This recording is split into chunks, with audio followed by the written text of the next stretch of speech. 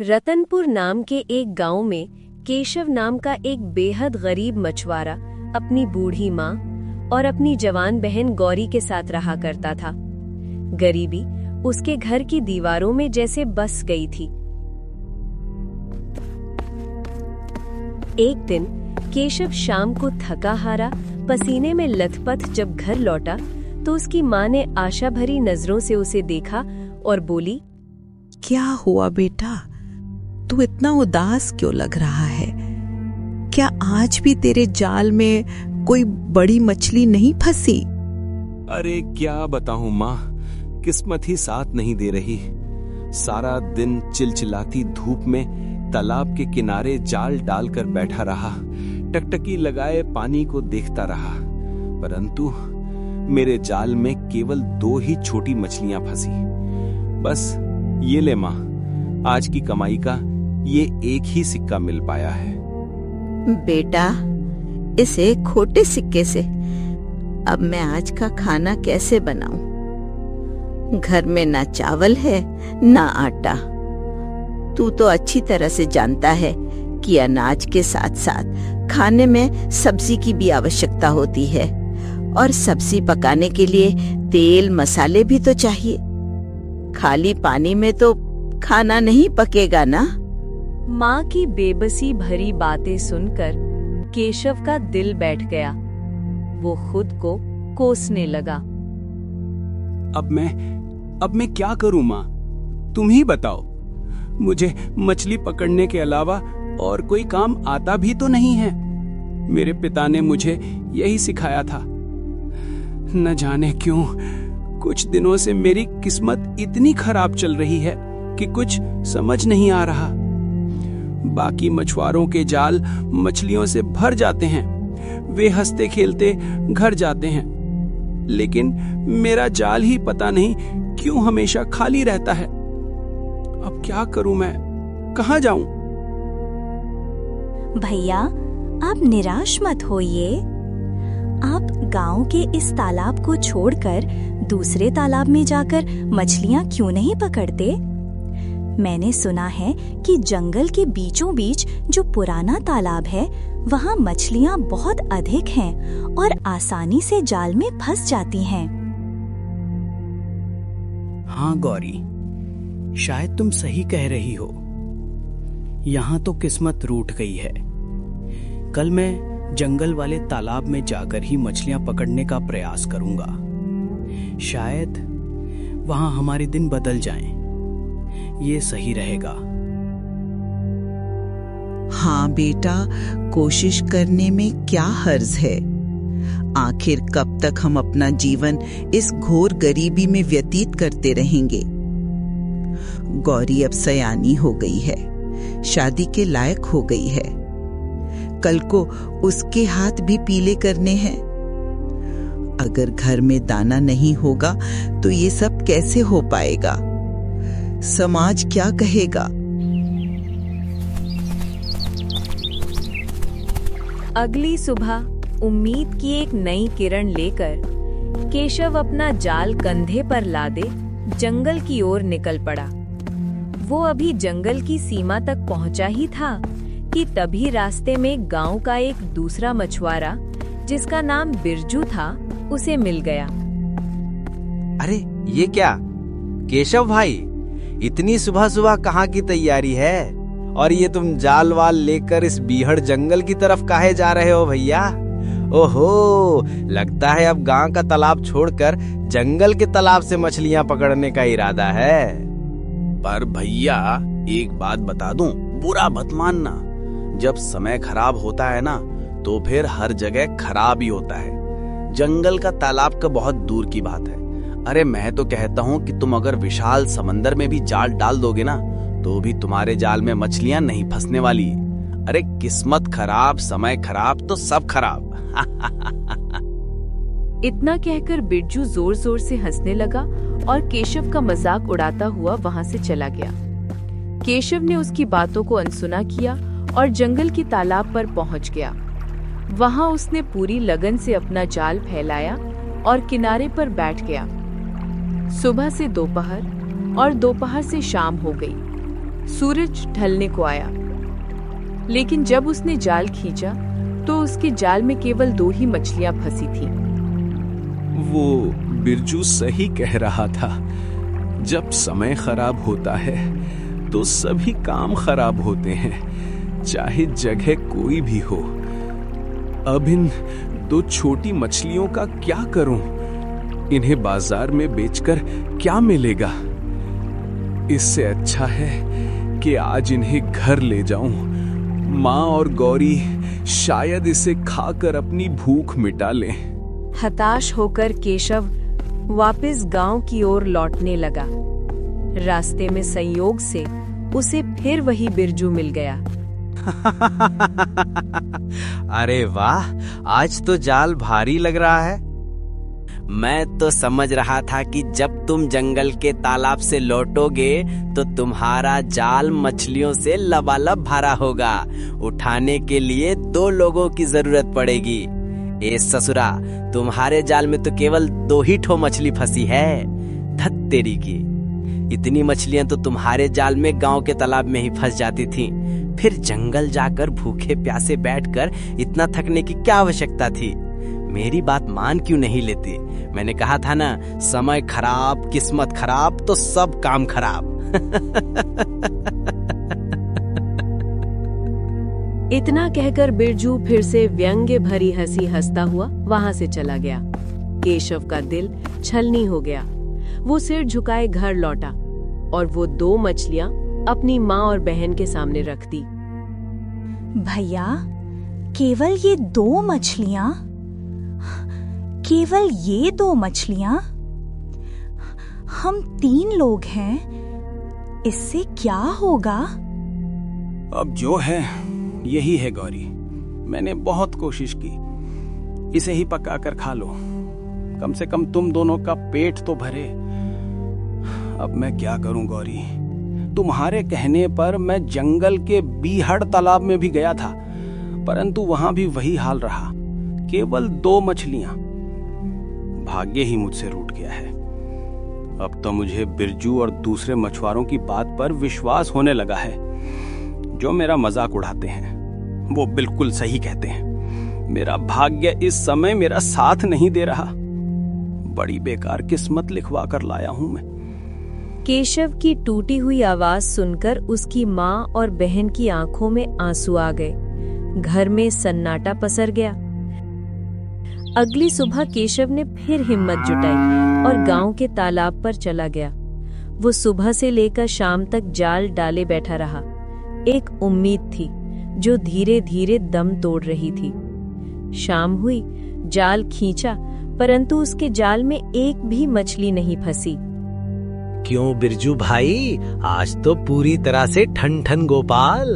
अरे पहले तो तेरे रहम से जाल में 1 या 2 मछली फंस भी जाती थी गलती से, आज तो एक भी मछली नहीं फंसी। अरे लगता है तेरी किस्मत बहुत ही ज्यादा खराब है।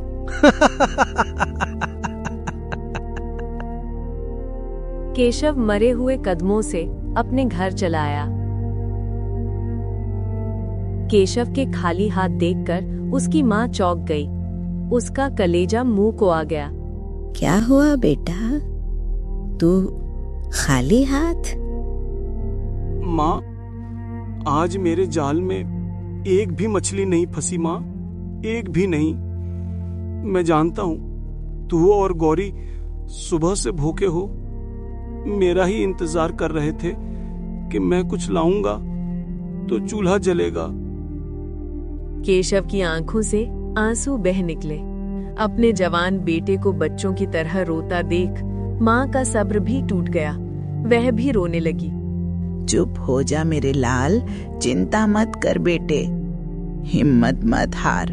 ईश्वर कोई ना कोई रास्ता जरूर निकालेगा। तू एक काम क्यों नहीं करता? हमारे राज्य के राजा महाराज उदयभान बहुत दयालु और दानी माने जाते हैं। तू जाकर उनसे सहायता क्यों नहीं मांगता? एक ना एक दिन तो तुझे उनसे सहायता मांगने जाना ही पड़ेगा, क्योंकि हमें गौरी की शादी भी तो करनी है। राजा के द्वार से कोई खाली हाथ नहीं लौटता। माँ की बात केशव के दिल में उतर गई। अगले दिन केशव ने अपने सबसे साफ कपड़े पहने और सीधे राजमहल की ओर चल पड़ा। कुछ घंटों के सफर के बाद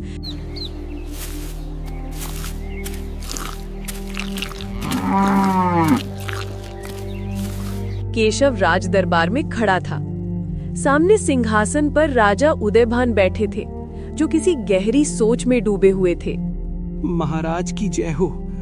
महाराज, मैं आपके राज्य के रतनपुर गांव का रहने वाला हूँ। मैं एक बहुत ही गरीब मछुआरा हूँ। कुछ दिनों से मेरा भाग्य मेरा साथ नहीं दे रहा है। मेरे जाल में मछलियाँ बिल्कुल नहीं फंस रहीं। मेरा परिवार भूखा है। घर में अन्न का एक दाना नहीं है और मेरी बहन गौरी भी विवाह योग्य हो चुकी है। मुझे उसकी शादी भी करनी है। मैंने सुना है कि आप अपनी प्रजा के प्रति बहुत ही दयालु हैं। मेरी सहायता कीजिए महाराज। दुहाई है महाराज, मेरी मदद कीजिए। राजा उदयभान ने अपनी सोच से बाहर निकलकर गहरी और तीखी नजर से केशव को देखा। अचानक ना जाने उन्हें क्या हुआ, वे गुस्से में अपने सिंहासन से उठ खड़े हुए। अरे तो मैं क्या करूं?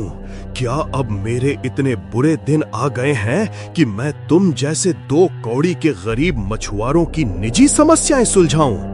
अगर तेरा भाग्य तेरा साथ नहीं दे रहा तो इसमें राजा क्या कर सकता है? क्या मैं तेरा भाग्य बदल दूं? हाँ? राजा का ये रौद्र रूप देखकर दरबार में सन्नाटा छा गया। सभी दरबारी आश्चर्य से राजा उदयभान की ओर देखने लगे। एक बुजुर्ग दरबारी हिम्मत करके अपनी जगह से उठा। महाराज, क्षमा करें, किंतु ये क्या? हमारे महल का तो सदियों से नियम रहा है कि कोई भी फरियादी खाली हाथ नहीं जाता। मैंने अपने पूरे जीवन में कभी आपको इस तरह से किसी लाचार गरीब को अपमानित करते हुए नहीं देखा। ये हमारे कुल की परंपरा नहीं है। बकवास बंद करो, अपनी जबान को लगाम दो। अगर तुम्हें इतना ही बुरा लग रहा है तो तुम ही कर दो इसकी मदद। लुटा दो अपनी जागीर इस पार।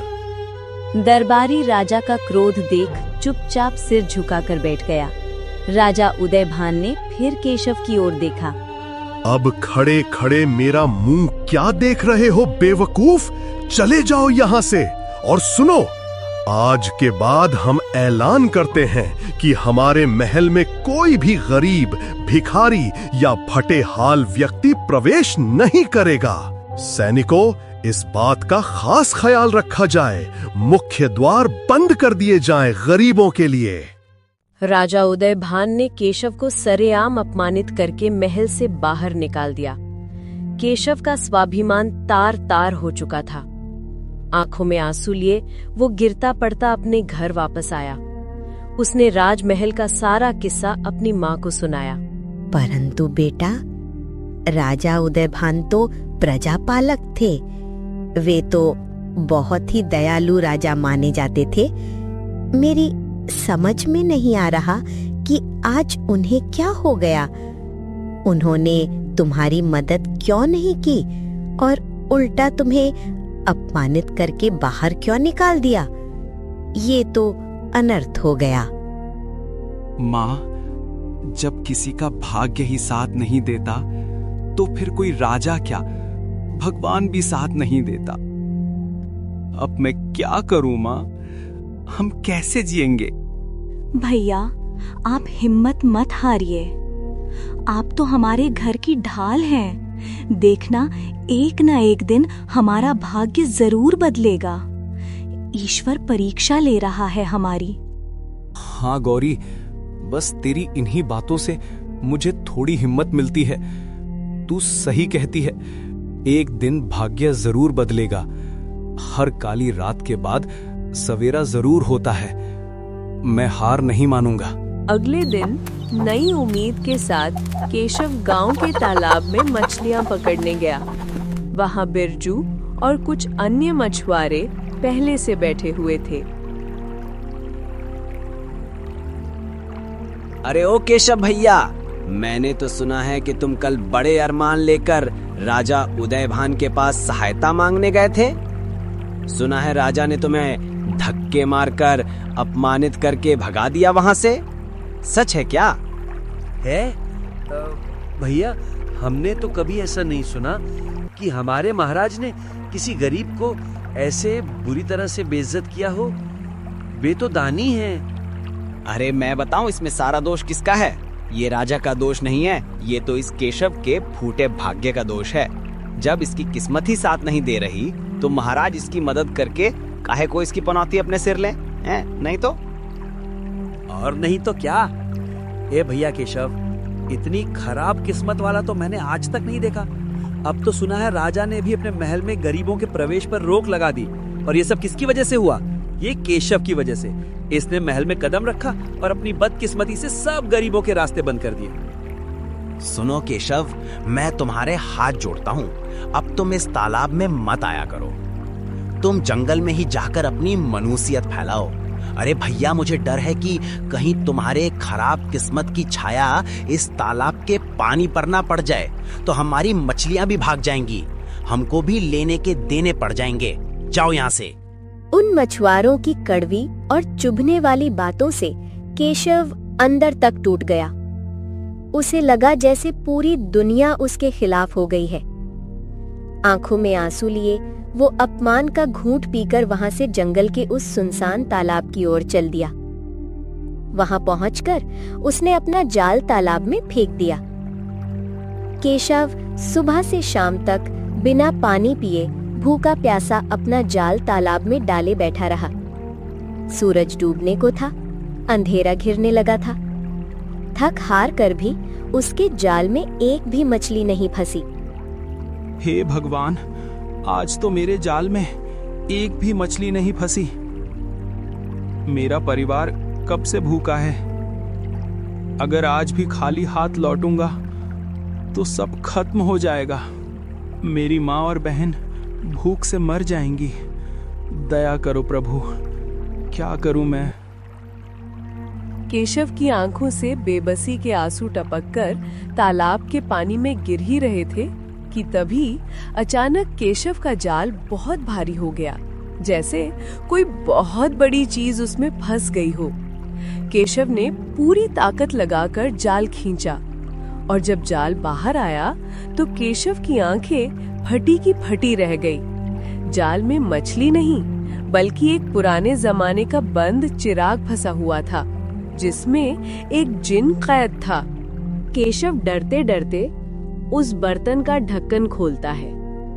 ढक्कन खुलते ही उसमें से काले धुएं का एक बवंडर निकलता है और देखते ही देखते वो धुआं एक विशालकाय जीन के रूप में बदल जाता है।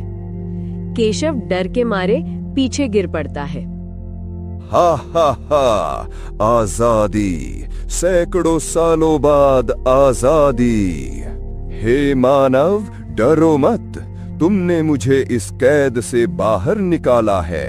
मैं तुम्हारा गुलाम नहीं बल्कि तुम्हारा ऋणी हूँ, लेकिन मेरी पूरी आजादी अभी बाकी है। तुम कौन हो और तुम मुझसे क्या चाहते हो? मेरे पास तुम्हें देने के लिए कुछ नहीं है। मैं तो खुद एक बदनसीब मछुआरा हूँ। मुझे धन दौलत नहीं चाहिए। मेरी आजादी की एक ही शर्त है। मुझे जिसने कैद किया था उसने श्राप दिया था कि मैं तब तक पूरी तरह आजाद नहीं हो पाऊंगा जब तक कि मुझे आजाद करने वाला इंसान उस अहंकारी राजा उदयभान की बेटी राजकुमारी रूपमती से विवाह न कर ले। क्या? राजा उदयभान की बेटी से विवाह? ये कैसे संभव है? वो मुझे अपने महल के आसपास भी फटकने नहीं देंगे। उन्होंने तो मुझे धक्के मारकर निकाला था। मैं एक गरीब मछुआरा और वो राजकुमारी, ये असंभव है। कुछ भी असंभव नहीं है। राजा ने राजकुमारी के विवाह के लिए कल एक विचित्र प्रतियोगिता रखी है। राजा को अपने अहंकार पर बहुत घमंड है। तुम्हें वहां जाना होगा। डरो मत, अपनी बुद्धि का प्रयोग करना। अगर तुम उस प्रतियोगिता को जीत गए तो मेरी आजादी और तुम्हारी गरीबी का अंत दोनों साथ में होगा। जाओ केशव, कल सुबह राजमहल जाओ। केशव पूरी रात सोचता रहा। अगली सुबह वो हिम्मत करके राजमहल के उस मैदान में पहुंचा जहां स्वयंवर आयोजित था। वहां बड़े बड़े राजा, महाराजा और राजकुमार आए हुए थे। मैदान के बीचों बीच एक बहुत बड़ा गड्ढा खोदा गया था जो दलदल और कीचड़ से लबालब भरा था। सुनो सुनो मेरे वीर अतिथियों, मेरी शर्त बहुत सरल है। आप सबको इस कीचड़ से भरे गड्ढे में उतरना है और अच्छी तरह इसमें लोटना है। शर्त यह है कि बाहर आने के बाद आपको अपने शरीर को साफ करना होगा, लेकिन सफाई के लिए केवल 1 लोटा पानी और 1 गमछा, तौलिया ही दिया जाएगा। जो व्यक्ति 1 लोटा पानी से अपने शरीर का जर्रा जर्रा साफ कर देगा कि 1 कण भी मिट्टी ना बचे, उसी से मेरी बेटी का विवाह होगा। शर्त सुनकर सब हैरान रह गए। 1 लोटा पानी से पूरा कीचड़ कैसे साफ होगा? फिर भी राजकुमारी की सुंदरता के लिए एक एक करके राजकुमार आने लगे। कोई कीचड़ में कूदा, बाहर आया और जैसे ही 1 लोटा पानी डाला, वो पानी तो केवल चेहरा धोने में ही खत्म हो गया। शरीर पर मिट्टी वैसी की वैसी रही। कोई भी सफल नहीं हो पाया। सब हार मान गए। लगता है दुनिया में कोई ऐसा वीर या बुद्धिमान नहीं जो मेरी साधारण सी शर्त पूरी कर सके। क्या मेरी बेटी कुंवारी ही रहेगी? तभी भीड़ को चीरता हुआ केशव आगे आया। फटे पुराने कपड़े और चेहरे पर आत्मविश्वास। महाराज, अगर आप आज्ञा दें तो क्या मैं एक साधारण मछुआरा अपनी किस्मत आजमा सकता हूँ? केशव को देखते ही राजा का चेहरा गुस्से से लाल हो गया। भीड़ में खड़े बिरजू और अन्य लोग जोर जोर से हंसने लगे। अरे देखो, ये पागल फिर आ गया। अरे जब बड़े बड़े राजा नहीं कर पाए तो ये मछुआरा क्या करेगा? कीचड़ में मुंह काला कराने आया है। इसकी किस्मत तो वैसे ही खराब है। तुम तो वही भिखारी हो ना जिसे मैंने बाहर फेंकवाया था। ठीक है, जाओ कूदो। जब बड़े बड़े धुरंधर हार गए तो तुम अपनी बेइज्जती करवाने का शौक क्यों छोड़ोगे? जाओ मरो उस कीचड़ में। केशव ने सबकी बातों को अनसुना कर दिया। उसने भगवान का नाम लिया और कीचड़ से भरे गड्ढे में कूद गया। उसने अच्छी तरह अपने पूरे शरीर पर कीचड़ लपेटा। लोग उसका मजाक उड़ा रहे थे। केशव बाहर निकला। वो सिर से पैर तक कीचड़ में सना हुआ था, लेकिन केशव ने पानी नहीं उठाया। वो कीचड़ में सना हुआ ही मैदान में पड़ी सूखी धूल और रेत पर लेट गया और वहां लोटने लगा। गीले कीचड़ के ऊपर सूखी धूल की एक मोटी परत जम गई। सब हैरान होकर देख रहे थे कि ये पागल कर क्या रहा है। इसके बाद केशव तपती हुई धूप में सीधा खड़ा हो गया। धूप तेज थी। थोड़ी ही देर में केशव के शरीर पर लगा कीचड़ और धूल सूखने लगी। जैसे खेत की मिट्टी सूखकर फट जाती है, वैसे ही उसके शरीर की मिट्टी सूखकर पपड़ी बनकर टूटने लगी। केशव ने अपने हाथों से शरीर को झाड़ा। सूखी हुई मिट्टी की पपड़ियां अपने आप झड़कर नीचे गिरने लगी। धूल की रगड़ से कीचड़ पूरी तरह छूट गया। अब उसके शरीर पर केवल हल्की धूल बची थी। केशव ने गमछे को उस 1 लोटा पानी में भिगोया और अपने शरीर को पोंछ लिया। क्योंकि कीचड़ पहले ही झड़ चुका था, गीले गमछे ने बची खुची धूल साफ कर दी। केशव का शरीर सोने की तरह चमकने लगा। एक भी कण मिट्टी का नहीं बचा था। पूरा मैदान सन्न रह गया। और फिर अचानक जनता ने तालियां बजानी शुरू कर दी। ये नहीं हो सकता, ये तो धोखा है। मैं अपनी बेटी एक मछुआरे को नहीं दे सकता। सैनिकों, इसे बाहर निकालो। राजा अपनी जुबान से पलटने लगा, लेकिन तभी दरबार में बैठे अन्य राजा और स्वयं प्रजा विरोध में खड़ी हो गई। राजन, रघुकुल रीत सदा चली आई, प्राण जाए पर वचन न जाई। यह लड़का शर्त जीता है। आपने ये नहीं कहा था कि जीतने वाला राजा होना चाहिए। आपको विवाह करना ही होगा, नहीं तो ये आपके कुल पर कलंक होगा। जनता का आक्रोश देखकर राजा उदयभान को झुकना पड़ा। भारी मन और गुस्से के साथ उसे अपनी बेटी रूपमती का विवाह केशव से करना पड़ा। केशव अपनी दुल्हन को लेकर राजमहल से विदा हुआ और अपने छोटे से घर की ओर चल पड़ा। घर पहुंचकर केशव ने अपनी पत्नी रूपमती को बैठाया। रूपमती रो रही थी। मेरे पिता ने मेरे साथ ये क्या किया? एक मछुआरे के पल्ले बांध दिया। मेरा जीवन तो नर्क हो गया। राजकुमारी, रोइए मत। मैं भले ही मछुआरा हूं, लेकिन मैंने ये विवाह केवल अपनी खुशी के लिए नहीं किया। मेरे पास एक राज है।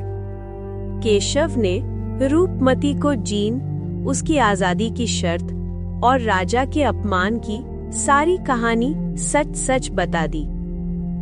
केशव की ईमानदारी देखकर रूपमती चुप हो गई।